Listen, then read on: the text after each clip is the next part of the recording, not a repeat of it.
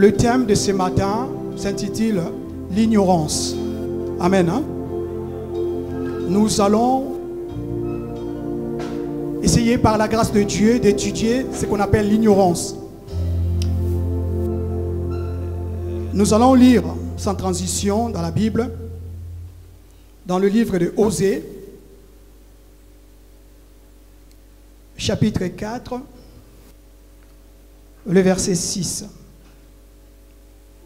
La Bible dit: mon peuple est détruit parce qu'il lui manque la connaissance. Et la suite: puisque tu as rejeté la connaissance, je te rejetterai et tu seras dépouillé de mon sacerdoce. Puisque tu as oublié la loi de ton Dieu, j'oublierai aussi tes enfants. Amen. Hein? Amen. Nous allons encore lire un autre verset. C'est dans le livre des Proverbes, chapitre 19.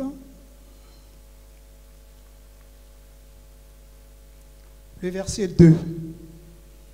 La Bible dit: le manque de science n'est bon pour personne. Amen. Proverbe 19, chapitre 19, le verset 2. Amen. Je lis par la grâce de Dieu.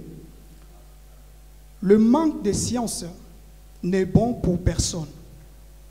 Et celui qui précipite ses pas tombe dans le péché. Le manque de science n'est bon pour personne. Et celui qui précipite ses pas tombe dans le péché. Dans d'autres versions, chez Darby, lui, il dit: le manque de connaissance. Amen. Hein? Amen. Bien-aimés dans le Seigneur, Dieu a tout créé par sa parole. Sans sa parole, nous ne pouvons pas avancer. Amen. Hein?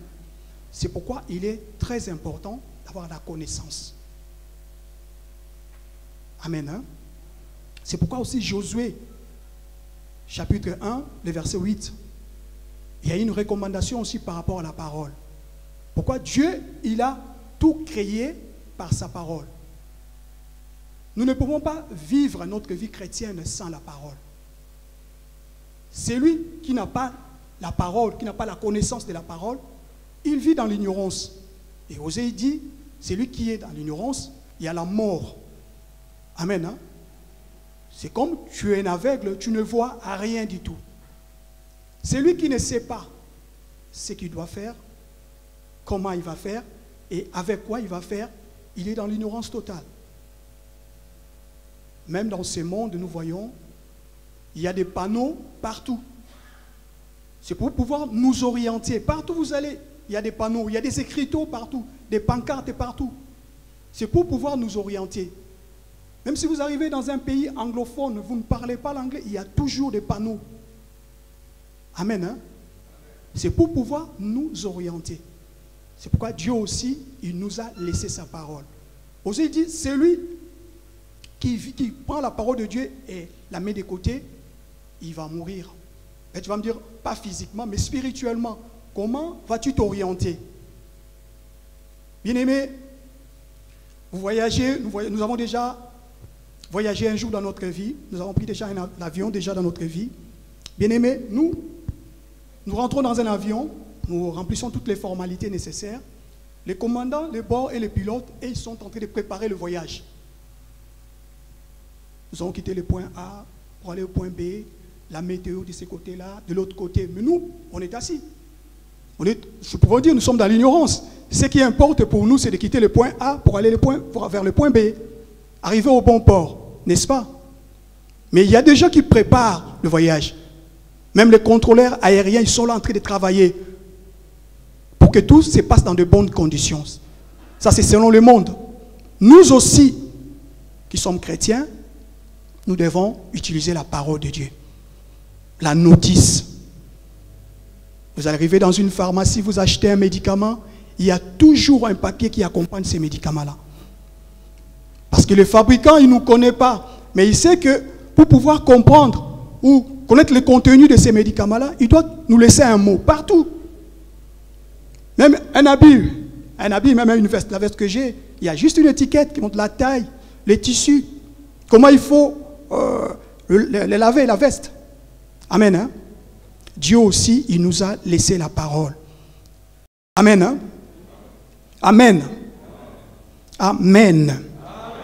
Bien-aimés, nous ne pouvons pas vivre notre vie chrétienne sans la parole. Il faut avoir la connaissance de sa parole. C'est pourquoi Paul, il dit à Timothée, 1 Timothée chapitre 2, versets 3 à 4. Paul, il dit, Dieu veut que tous les hommes soient sauvés et parviennent à la connaissance de la vérité. Amen. Hein? Que tout le monde soit sauvé et tous les hommes soient sauvés et parviennent à la connaissance de la vérité. Alors nous allons nous poser la question de savoir, c'est quoi la connaissance de la vérité? C'est la parole de Dieu avec le Saint-Esprit. Amen. Hein? La parole de Dieu avec le Saint-Esprit, c'est que nous entendons, les gens disent réma. La parole de Dieu est révélée. La révélation de la parole. Quand vous lisez la parole avec le Saint-Esprit, quand nous, je suis aussi concerné, nous lisons la parole de Dieu avec le Saint-Esprit nous donne la révélation. Le Saint-Esprit nous donne le discernement. Nous ne pouvons pas méditer, lire la parole de Dieu comme n'importe quel livre. Non, il faut le Saint-Esprit. En lisant la parole de Dieu avec le Saint-Esprit va nous donner toutes ces attributions, de bonnes choses qui doivent nous accompagner dans notre vie chrétienne. Entre autres, la réflexion, comme j'ai dit tout à l'heure, la prudence, le discernement, la maturité spirituelle et tant d'autres bonnes choses. Et c'est lui, ça je parlais de la connaissance de la vérité, c'est ça, la parole de Dieu avec le Saint-Esprit. Mais il y en a aussi qui lisent la parole sans le Saint-Esprit. Je crois que vous avez déjà entendu parler de logos, c'est-à-dire la lettre seulement. N'importe qui peut lire la Bible, c'est juste la lettre, la parole établie. Pour bien comprendre cela, nous pouvons prendre l'exemple de ces hommes-là qui ont amené une femme adultère. Et ils avaient la parole. Ce qui est écrit dans la parole, dans le livre de Lévitique, chapitre 20, verset 10. Je crois que c'est ça. Quand on attrape quelqu'un dans l'adultère, l'homme ou la femme, nous devons la tuer selon la loi de Moïse. Et ils ont juste la parole, juste la lettre. C'est pourquoi quand ils se sont présentés devant Jésus, et ils voyaient que ça, pas autre chose. Elle doit être tuée. C'est-à-dire ils ont la parole, ce qu'on appelle logos, donc juste la lettre. Ils n'ont pas autre chose. Mais ils ont été surpris par la réaction de Jésus-Christ. La révélation par rapport au pardon. Cette femme-là aussi méritait le pardon. Amen. Hein? Amen. C'est-à-dire, dans la vie chrétienne, il ne faut pas vivre dans l'ignorance. Il ne faut pas aimer l'ignorance, comme il est écrit dans le livre des Proverbes 19. L'ignorance, ce n'est pas bon. Même dans la vie pratique, tu ne peux pas vivre dans l'ignorance. Amen.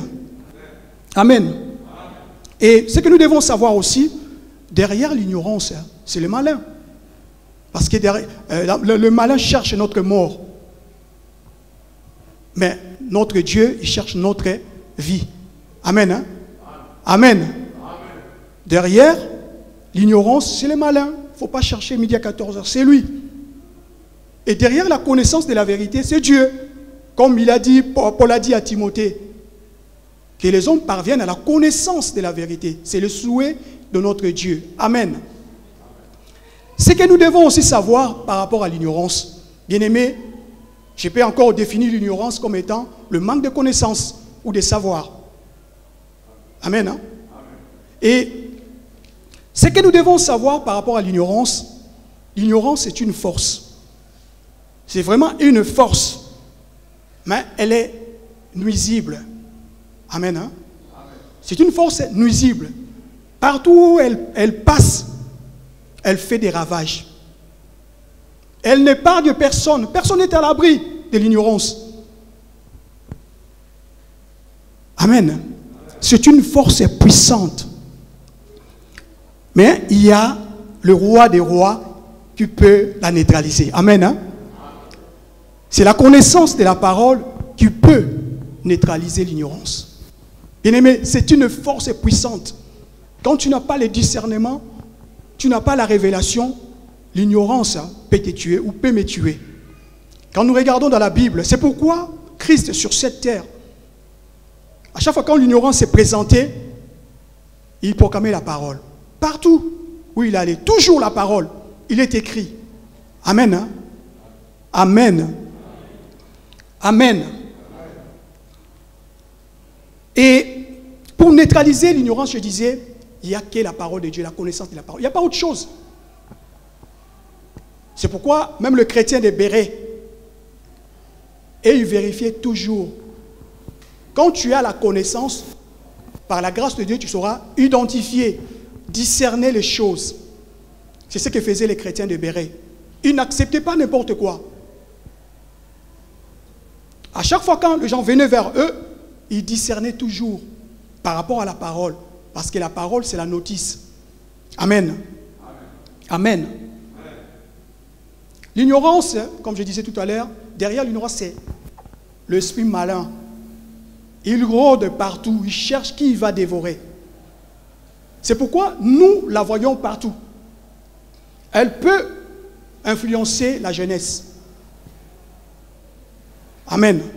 C'est pourquoi il est écrit dans le livre d'Ecclésiaste quelque part. Ecclésiaste dit aux jeunes, éloignez le mal de votre corps. Amen. Hein? Amen. Pourquoi l'ignorance chez les jeunes? Parce que le malin, il sait. Parce que tout ce que nous faisons dans notre vie adulte, souvent, ça passe par la jeunesse. Amen. Hein? C'est pourquoi quand Christ nous appelle, il coupe les cordons du passé. Amen. Hein? L'ignorance, elle est aussi dans la jeunesse. Je pourrais dire son terrain de prédilection. Il aime bien la jeunesse. Pourquoi? Nous disons même dans ce monde, la jeunesse est l'avenir de demain. Amen. Et nous pouvons aussi voir l'ignorance dans nos décisions.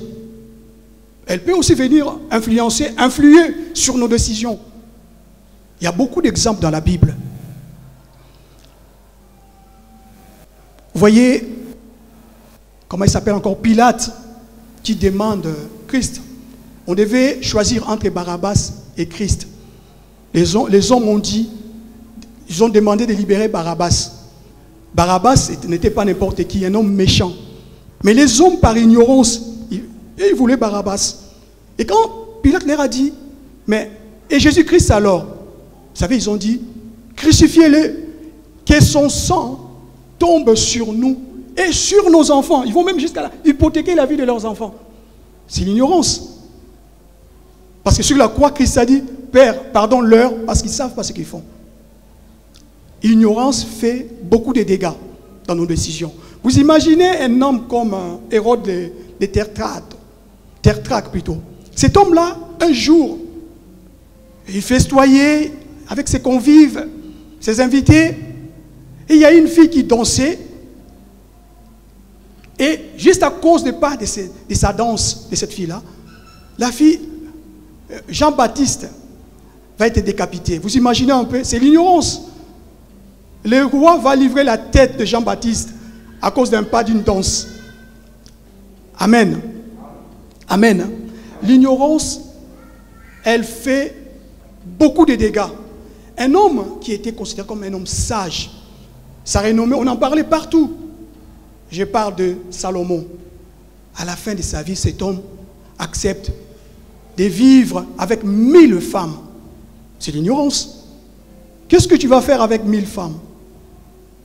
Elle fait beaucoup de dégâts, l'ignorance. Elle n'épargne personne. C'est pourquoi il faut avoir les discernements, il faut avoir la connaissance de la parole. Il faut avoir le Saint-Esprit pour discerner, identifier les choses. Amen. Hein? Amen. Et elle peut aussi visiter nos pensées. Toujours l'ignorance. Il y a beaucoup d'exemples dans la Bible. Et les disciples sont venus vers Christ. Ils ont demandé à Christ qui était le plus grand parmi eux. Est-ce que Christ était venu sur cette terre pour choisir celui qui était le plus grand? C'est l'ignorance. Amen. Amen. Et il y a aussi un cas dans la Bible la maman d'une famille, la famille des Zébédée, la maman de Jean et de Jacques. Elle est venue voir Christ et dit, Seigneur, quand tu seras dans ton royaume, permets que un de mes fils soit à ta gauche et l'autre à ta droite. De l'ignorance, parce qu'elle ne savait pas ce qu'elle demandait. Amen. Elle est partout l'ignorance. Jean-Baptiste, c'est lui qui a baptisé Jésus-Christ. Il avait entendu ces jours-là, quand on avait dit, celui-ci est mon fils. Il était là. Mais il s'est retrouvé dans une situation difficile, en prison. Jean-Baptiste dira, il envoie une délégation de ses disciples, aller demander à Jésus si c'est bien lui qui devait laisser lui le Messie. L'ignorance. Amen. Hein? Elle peut attaquer tout le monde. Amen. Amen. Et il y a beaucoup de choses. C'est un sujet très vaste. Bien aimé, là où il y a l'ignorance, les gens banalisent, minimisent le monde démoniaque. Amen. Hein? Là où il y a l'ignorance, les gens banalisent, minimisent le monde démoniaque. Je ne suis pas là pour te demander de chercher qui est démon, qui est ceci. Non, pas ça. Mais nous devons savoir ce que nous devons faire quand il y a un esprit perturbateur. Amen. Hein? Si nous pouvons lire, mon frère Isaac, si tu peux m'aider, Romains, chapitre 1, verset 13 à 14. Nous lisons le livre de Romains, chapitre 1, verset 13 à 14. Nous lisons au nom du Seigneur Jésus-Christ. Je ne veux pas vous laisser ignorer, frères, que j'ai souvent formé le projet d'aller vous voir, afin de recueillir quelques fruits parmi vous, comme parmi les autres nations, mais j'en ai été empêché jusqu'ici. Je me dois aux Grecs et aux barbares, aux savants et aux ignorants. Amen. Hein? Amen. Amen. L'ignorance. Paul plutôt, il dit aux Romains, il écrit une lettre aux Romains en leur disant que, voilà, je ne veux pas que vous soyez dans l'ignorance. Parce que moi, j'ai toujours formé, il dit souvent, je crois que c'est moi qui répète là, souvent des projets. J'ai regardé, c'est l'adverbe de temps. Régulièrement, Paul avait des projets.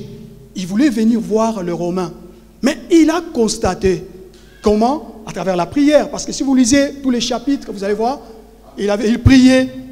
Il a identifié certaines choses. Souvent, il avait des projets pour venir voir les Romains, et il y avait toujours des obstacles. Il dit non, il sensibilise à travers son courrier les Romains. Il avertit les Romains, il leur dit, écoutez, moi j'ai toujours formé des projets pour venir vous voir, voilà, il y a ça, il y a ça, il y a ça. Des obstacles, c'est le mauvais esprit. Il veut, quelque part, il ne veut pas que les Romains soient dans l'ignorance. Amen. Hein? Il se pourrait que les Romains, quand ils ne voyaient pas Paul arriver, ils se disaient entre eux, c'est la volonté de Dieu. Peut-être il va venir un jour. Amen. Hein? C'est ce qui nous arrive souvent. Dieu ne veut pas que nous soyons dans l'ignorance, parce que l'ignorance tue. Il faut commencer par discerner, identifier ce qui se passe. C'est ce que Paul a fait par rapport à son voyage. Souvent, il formait des projets pour aller là-bas. Il était tout le temps empêché. Et c'est pourquoi il a alerté. Il a sensibilisé les Romains. Il y a telle chose, il y a telle chose, il y a telle chose. Pour qu'ils puissent prier. Amen. Hein? C'est pourquoi, dans notre vie chrétienne, mes bien-aimés, n'acceptons pas n'importe quoi. Amen. Hein? L'ignorance tue. Paul pouvait bien se dire, bon oui, écoutez, c'est la volonté de Dieu. Mais non, lui, à travers la prière, il a discerné. Il a compris qu'il s'est passé des choses. Bien-aimé dans le Seigneur, n'accepte pas n'importe quoi dans ta vie. Il faut d'abord discerner pour savoir. Il ne faut pas, comment dirais-je, donner des conclusions hâtives. C'est-à-dire dans la précipitation. Parce que celui qui est dans l'ignorance, il conclut vite. Amen. Hein? Il faut d'abord chercher. Parce que nous qui sommes chrétiens, je pourrais dire que c'est une mauvaise habitude. Tu n'as pas identifié, tu n'as pas discerné, tu n'as pas prié. tu oses dire ce qu'est la volonté de Dieu. Sur base de quoi? En vertu de quoi? Amen. Hein? C'est pourquoi Paul, il dit aux Romains, non, ce qui se passe là-bas, par rapport à mon voyage, il y a ça, il y a ça, il y a ça. Amen. Ne disons pas la volonté de Dieu devant n'importe quelle situation à laquelle nous faisons face. Il faut toujours identifier, discerner, prier pour savoir que c'est la volonté de Dieu. Tu as un projet, un exemple que je donne. Tu as un projet dans n'importe quel domaine et ça ne marche pas. La première fois, tu dis, oh non, c'est la volonté de Dieu. Mais qui te dit que c'est la volonté de Dieu? Il se pourrait que c'est l'autre qui est passé par là. Il faut prier comme Paul a fait pour comprendre. Vous savez, dans la vie, un exemple simple que je donne, pour avoir, ici en France, pas chez nous, ça n'existait pas, pour avoir les papiers, des fois il y a des gens, directement il arrive, il débarque, il a ses papiers. Amen. Hein? Amen. Des fois, tu ne remplis même pas les conditions. Ce que j'ai dit, c'est du vécu. J'étais quelque part dans les années 93, je ne sais plus si ma mémoire ne me trahit pas. Il y avait une circulaire qui était sortie, on devait régulariser certaines personnes. J'ai croisé dans une association un monsieur qui venait d'arriver, je ne sais pas s'il m'a menti, mais il était avec moi là, il ne remplissait même pas les conditions. Il a été régularisé, c'est une grâce. Mais d'autres, ça relève du chemin d'un grand parcours, quoi. Il faut vraiment se battre. C'est pourquoi il faut toujours identifier. Il ne faut pas dire que c'est la volonté de Dieu que tu restes comme ça, que je ne puisse pas avoir les papiers. Non, parce que tu en as besoin. Amen. C'est pourquoi il faut identifier. Avant de dire que c'est la volonté de Dieu, c'est en accord avec le Saint-Esprit. Amen. Amen. Tu ne peux pas dire ça de but en blanc comme ça, c'est la volonté de Dieu. Qu'est-ce que tu en sais? Si c'est l'autre, si ce sont les Grecs ou les barbares qui sont derrière. Même par rapport au mariage. J'ai vu des cas ici à Paris, un frère qui prie, qui est dans le Seigneur. Pour avoir seulement l'accord d'une sœur dans le mariage, c'était tout un problème. Amen. Hein? C'est tout un problème. C'est pourquoi il ne faut pas donner des conclusions, comme je disais tout à l'heure, hâtives, directes. Il faut d'abord commencer par identifier, discerner. Ça peut aussi être la volonté de Dieu. Amen. Hein? Amen. Elle peut aussi, elle est partout comme je disais, elle peut aussi visiter les dons spirituels. Frère Isaac, si tu peux lire 1 Corinthiens chapitre 12 verset 1, juste le premier verset. Nous lisons le livre de 1 Corinthiens chapitre 12 verset 1, au nom du Seigneur Jésus-Christ. Pour ce qui concerne les dons spirituels, je ne veux pas, frères, que vous soyez dans l'ignorance. Amen. Amen. C'est Paul, encore, qui avertit, qui alerte encore les Corinthiens. Parce que chez eux, là-bas, le Saint-Esprit vraiment s'est manifesté. Amen. Hein? Amen. Je ne veux pas que vous soyez dans l'ignorance, ce qui concerne les dons spirituels. L'ignorance peut aussi aller visiter les dons spirituels. C'est pourquoi Paul, il en parle. Amen. Amen. Amen. Bien-aimé, il y a un jeune prophète, hein, pour le lecteur de la Bible, qui a été tué par un lion. Je crois que vous avez entendu parler de cette histoire-là. Un jeune prophète qui a été tué par un lion. C'est par ignorance. Il n'a pas su discerner. Il a écouté un vieux prophète qui est venu le voir comme ça. Lui, il avait sa mission. Il devait aller à Samarie, donner la nouvelle, donner la prophétie et revenir chez lui, à Judas, je crois. Et à son retour, Dieu lui avait dit, avant de partir, tu ne mangeras pas là-bas, dans cette ville-là. Et lui, quand il rentrait, il était déjà loin. Il avait vraiment obéi à la parole. Il y a un vieux prophète qui arrive, qui lui parle. Pourquoi ce vieux prophète a parlé? Parce que c'est lui-même aussi qui avait ouvert sa bouche pour dire, oui, Dieu m'avait dit, je ne devais pas manger ici, tout ça. Et qu'est-ce que le vieux prophète a fait? Dieu aussi m'a dit, moi aussi je suis prophète. Il a écouté. L'ignorance dans le don. Comment un prophète peut vivre dans l'ignorance comme ça? Il pouvait discerner les choses. identifier, prier ou demander à son Dieu. Il y en a encore un prophète, lui j'ai dit, il a mis en exergue, en évidence son ignorance. Jonas. Jonas, il doit aller à Ninive pour aller annoncer la nouvelle. C'était une mauvaise nouvelle, triste, une nouvelle triste. La ville de Ninive devait être détruite. Et après plusieurs tergiversations, après Jonas ne voulait pas, il est allé à gauche, à droite, mais il a fini par aller à Ninive. Il arrive à Ninive, il annonce là, il donne la nouvelle, que votre ville sera détruite. Et qu'est-ce que les gens de Ninive ont fait? Ils ont utilisé la parole de Dieu. De Chroniques 7,14. Ils se sont dit non, nous n'allons pas, c'est vrai, nous avons fait telle chose. Si Dieu dit cela, c'est parce qu'il y a eu ça, à cause de nos péchés. Mais ils ne se sont pas laissés endormir, ils se sont dit non. Je ne sais pas qui connaissait ces versets-là parmi eux. Le roi a déclaré un jeûne, le jeûne total dans le pays. Donc il a utilisé de Chroniques 7,14 qui dit, si mon peuple sur qui est invoqué mon nom, s'humilie, prie, se détourne de ses mauvaises voies, Dieu il va exaucer, il va guérir, il va pardonner. C'est ce qu'ils ont fait. Et Jonas, il était dans l'ignorance. Il ne pouvait pas accepter ça. L'ignorance dans le don. Comment toi qui es prophète, Dieu veut pardonner, Dieu veut guérir. Toi, tu fais une opposition. C'est l'ignorance. Parce que Dieu est souverain. Et il a même commencé à dire à Dieu, voilà, c'est pourquoi je t'avais dit de ne pas venir ici. Je savais que toi, tu es un Dieu miséricordieux. Ce n'est pas son problème. Amen. Hein? L'ignorance peut visiter un don spirituel. Amen. Amen. Amen. Autre chose, il y a l'ignorance, j'ai pris aussi un point, l'ignorance, excusez-moi, elle peut visiter le couple dans la chair aussi. Amen. Hein? Amen. Comme je disais au début, derrière l'ignorance, c'est le malin. Le malin, il rôde comme un lion rougissant. Il utilise l'ignorance pour nous détruire.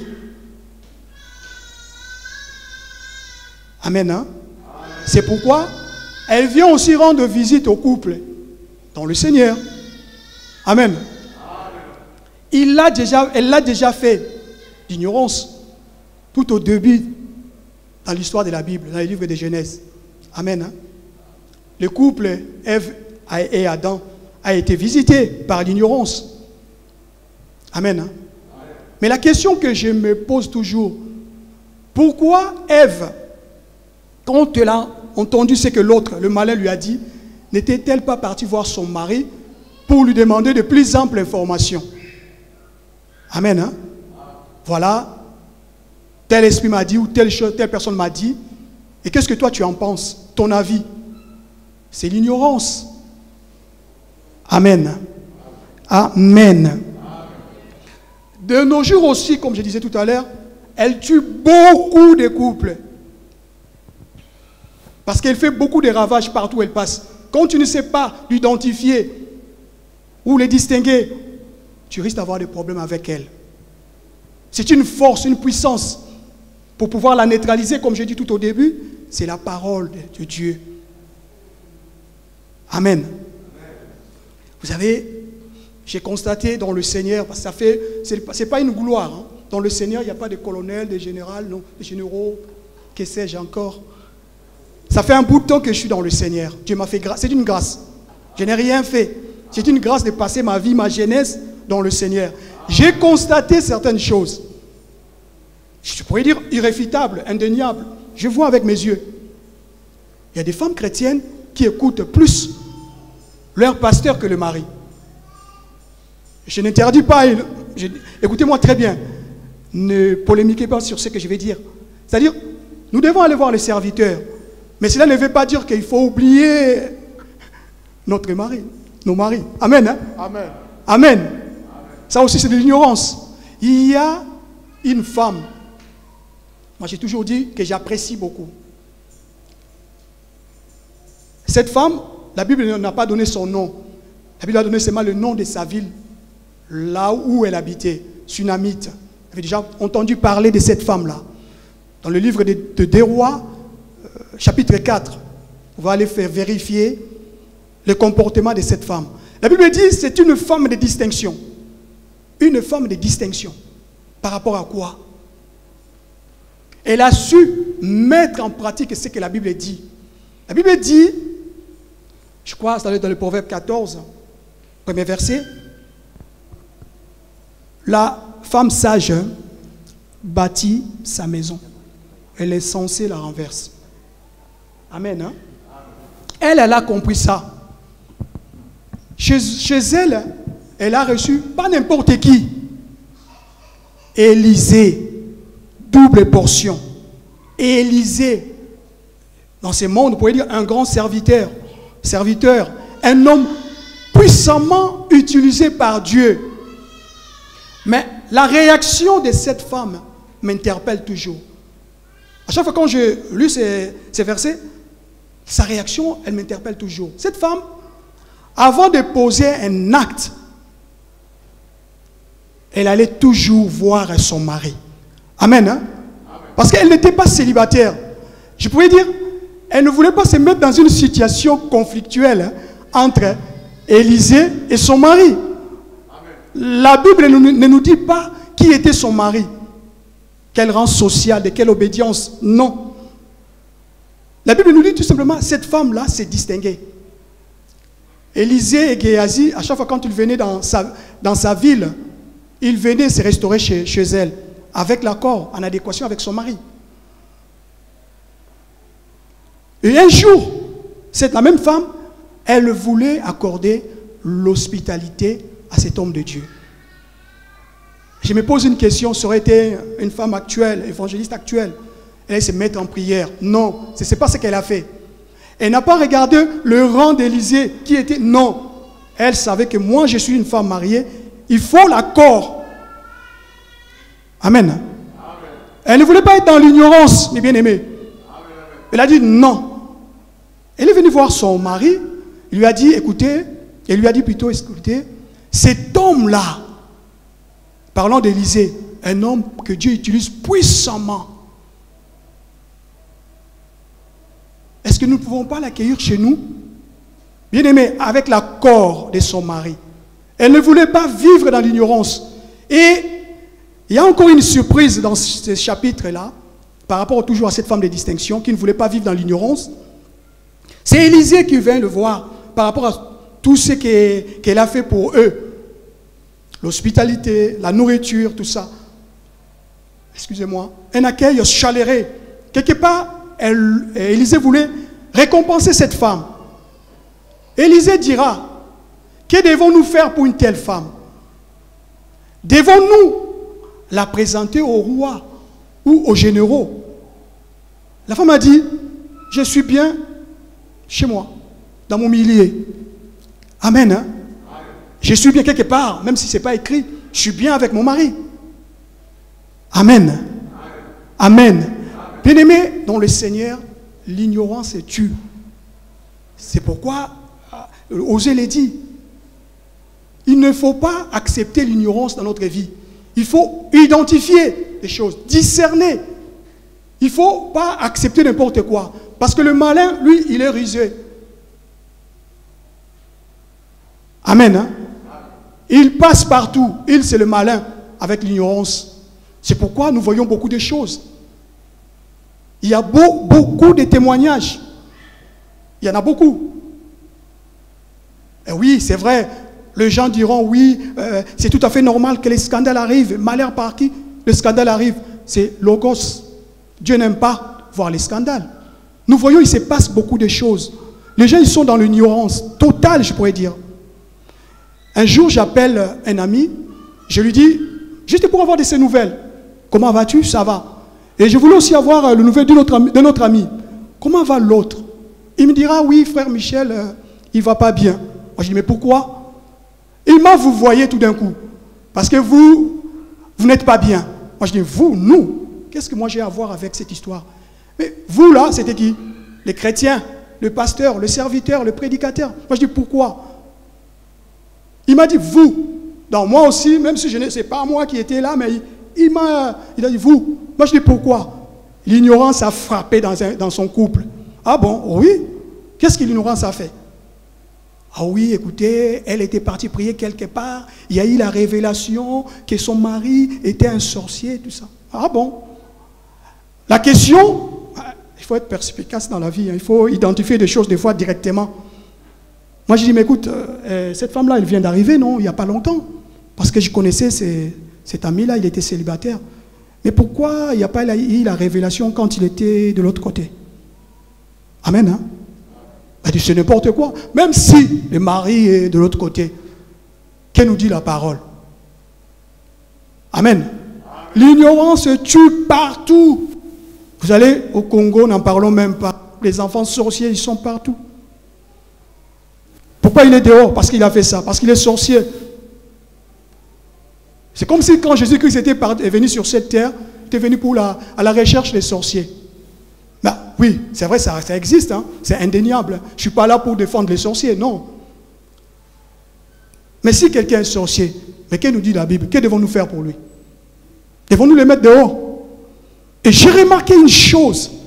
Le riche, quand on dit son enfant est sorcier, il va tout faire pour chercher la solution. Et souvent, c'est les pauvres qui chassent leurs enfants. Et je me dis pourquoi? L'ignorance tue. Amen. Amen. Et pour finir, je pourrais dire, juste un dernier point, l'ignorance utilise beaucoup de choses. Quand je dis beaucoup de choses, qui sont à sa portée. Le malin décèle une faiblesse en toi et il passe par là. L'ignorance peut utiliser la beauté. Amen. Amen. Vous allez vérifier, faire des recherches dans la Bible, vous allez voir, il y a beaucoup d'exemples. Il y en a légion. David se réveille un bon jour, comme ça, il était sur son balcon, il voit la beauté. L'ignorance va le tuer. Parce Bathsheba était belle. Juste ça. Et David oublie quand on lui a dit que c'est une femme mariée. Amen. Hein? L'ignorance utilise la beauté. Il y a encore un autre cas. Il y a beaucoup de cas dans la Bible. L'ignorance, quand je dis, peut passer par la beauté. La femme de Potiphar. Il voit un homme beau. Un jeune homme beau, Joseph. Et l'ignorance passe par là. La femme de Potiphar oublie son statut, que lui, elle plutôt, c'est une femme mariée. Amen. Hein? Amen. Amen. Amen. Or, si tu regardes, tu vas aller, tu regardes, tu fais des recherches, tu verras quelque part dans la Bible, c'est marqué, la beauté est vaine. Amen. Amen. Et il y a encore un autre roi qui a expérimenté son ignorance à travers la beauté de sa femme, le roi Ahasuérus. En train de festoyer, en train de boire. À un moment donné, il envoie ses émissaires, des gardes-corps, je ne sais pas qui, allez chercher ma femme. Juste pour la présenter par rapport à sa beauté, rien d'autre. Vasti, l'ignorance est passée par là. Vasti a été chassé. Amen. Hein? Il y a tellement beaucoup de choses que l'ignorance peut utiliser. Le malin, quand je dis l'ignorance, c'est le malin derrière. La ruse, l'argent et tant d'autres choses. Bien-aimés, ne restons pas dans l'ignorance. Amen. Hein? Identifions des choses. Discernons à travers la parole de Dieu avec l'aide du Saint-Esprit. Si tu ne le fais pas ou si je ne le fais pas, l'ignorance passera par là. Et après, c'est la mort. Que Dieu vous bénisse.